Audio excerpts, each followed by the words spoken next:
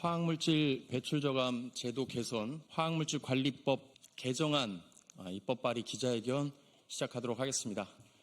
배출 저감 제도 화학물질 관리법 입법 발의해 주신 이용우 더불어민주당 국회의원 인사말부터 시작하도록 하겠습니다. 모시겠습니다. 현행법은 화학물질 배출량 조사 대상 사업장 중 유해성이 높은 화학물질을 연간 일정량 이상 배출하는 등의 사업장은 5년마다 화학물질 배출 저감 계획서를 작성하여 환경부 장관에게 제출하도록 되어 있습니다. 환경부 장관은 사업장 소재지의 지방자치단체 장에게 제공하여야 하고, 이때 지방자치단체장은 제공받은 배출 저감 계획서를 공개할 수 있습니다. 재량입니다. 2025년 4월 현재 배출 저감 계획서 제출 대상 사업장은 전국 329개로 파악되었는데, 사업장 배출 저감 계획서의 공개 수준이 지자체마다 편차가 많고 공개에 대한 강제성이 없어 배출 저감 계획서의 이행 여부 확인 및 평가에 대한 법적 근거를 정비할 필요가 있습니다. 이에 본 의원은 환경부 장관과 사업장 소재지의 지방자치단체장은 화학물질 배출 사업장에서 제출한 배출 저감 계획서를 의무적으로 공개하도록 하고, 배출 저감 계획서의 이행을 확인하고 평가하는 경우에는 관계 행정기관, 지역주민, 전문가, 사업장 소속의 노동자 등으로 지역 협의체를 구성하여 사업장이 자발적으로 배출 저감 이행 체계를 구축할 수 있도록 하기 위한 화학물질 관리법 일부 개정 법률안을 대표 발의하였습니다. 이번 법안이 국회에서 신속한 논의를 통해 통과되고 현장에서 이러한 배출 저감 계획서 제도가 실효적으로 운영될 수 있도록 잘 챙겨보도록 하겠습니다. 고맙습니다. 이 화학물질 배출 저감 제도가 2021년도부터 시행됐습니다. 전국 사망 원인 1위가 암이고, 이 암을 일으키는 원인 중에 이 발암물질, 유해화학물질이라고 하는 물질이 배출로 인해서, 누출로 인해서 많은 노동자들과 주민들이 암에 걸리는 것으로 알고 있습니다.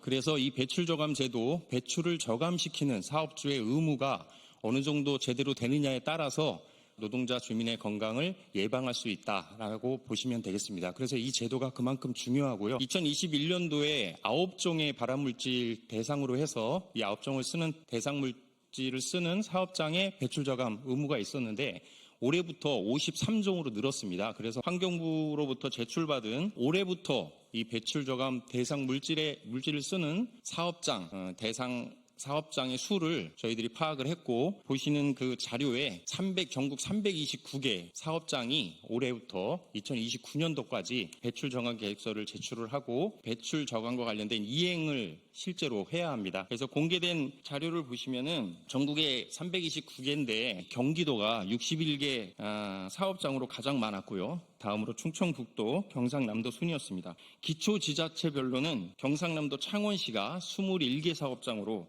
6.4% 가장 많았고요. 경기도 안산시, 청주시 순이었습니다. 그리고 이 배출 저감 계획서는 지자체가 받아서 공개할 수 있다라고 되어 있는데요. 현행법은 환경부가 조사를 해봤더니 공개는 하고 있습니다. 하지만 그 편차가 너무 심합니다. 그래서 이것을 강제할 수 있는, 제대로 공개할 수 있는 것이 필요하고요. 그다음에 배출 저감 지역 협의체가 어떻게 구성되느냐가 가장 중요한데, 현재까지 76개 해당 지자체 중에 8개 지자체만 이 지역 협의체를 구성하고 있습니다. 그만큼 실효성 있는 제도가 되고 있지 못하다는 뜻이겠죠. 그래서 조사된 결과가 8개밖에 안 되기 때문에 이 지역 협의체의 강제성, 의무화를 이번 법안에 넣었다, 이렇게 보시면 되겠습니다.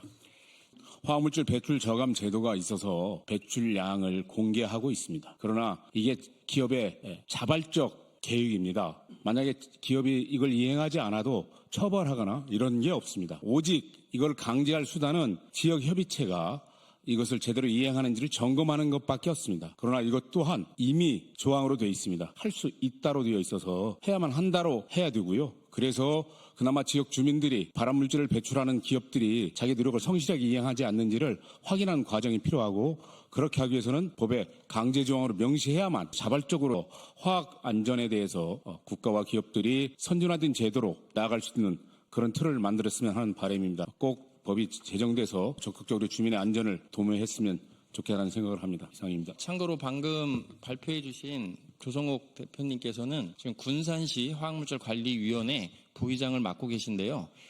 지금 아까 말씀드렸던 배출 저감 지역협의체, 지금까지 환경부의 권고사항이었는데 4년간의 8개 지역의 시범 사업을 통해서 가장 모범적으로 군산시에서 지역협의체가 활동을 했습니다. 그래서 배출 저감 이행 점검도 제대로 이루어지고 화학사고도 많이 줄고 그다음에 화학사고가 났을 때도 제대로 된 대응이 되는 지자체로 환경부나 노동자, 시민들한테 높이 평가받고 있는 지역이고 그 지역에서 활동하는 대표님이라는 말씀 드리면서요. 그런 모범적인 그 지역 협의체가 이 법 개정을 통해서 전국으로 확산이 돼서 화학안전, 화학물질로부터 안전한 현장과 지역사회가 되었으면 하는 바람입니다. 자, 마지막으로 2010년도부터 민주노총에서는 최초로 지역 주민의 화학물질에 대한 알 권리 보장 운동을 하면서 화학물질로부터 안전한 지역사회 만들기를 제14, 5년간 진행해 오고 있는 산별연맹입니다. 화성식품노조 문경주 기자회견문 유해 화학물질 배출 저감 계획서 주민에게 제대로 공개하고 이행 점검을 위한 민관 지역협의체 구성을 의무화하라. 2017년 개정된 화학물질관리법에 따라 2020년부터